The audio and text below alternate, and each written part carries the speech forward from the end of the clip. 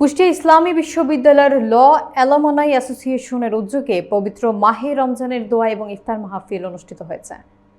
বিস্তারিত থাকছে মঞ্জুরুল ইসলামের প্রতিবেদনে।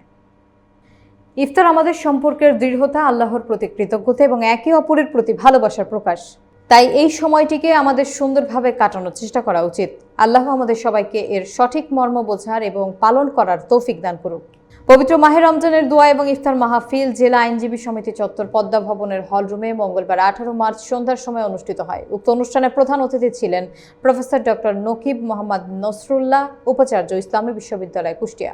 বিশেষ অতিথি হিসেবে উপস্থিত ছিলেন মোহাম্মদ হারুনুর রশিদ, সভাপতি, জেলা আইনজীবী সমিতি কুষ্টিয়া; শেখ মোহাম্মদ আবু সাইদ, সাবেক সাধারণ সম্পাদক, জেলা আইনজীবী সমিতি; এস.এম. শাতিল মাহমুদ, সাধারণ সম্পাদক, জেলা আইনজীবী সমিতি কুষ্টিয়া; দেওয়ান মাসুদ করিম, সাবেক সাধারণ সম্পাদক, জেলা আইনজীবী সমিতি কুষ্টিয়া। অনুষ্ঠানে সভাপতিত্ব করেন হাফিজুল ইসলাম মুনির, আহ্বায়ক, ইসলামী বিশ্ববিদ্যালয় ল alumni association Kushtia.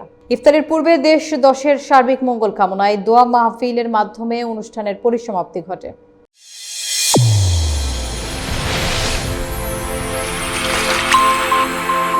Channel A1 হৃদয়ের স্পন্দন।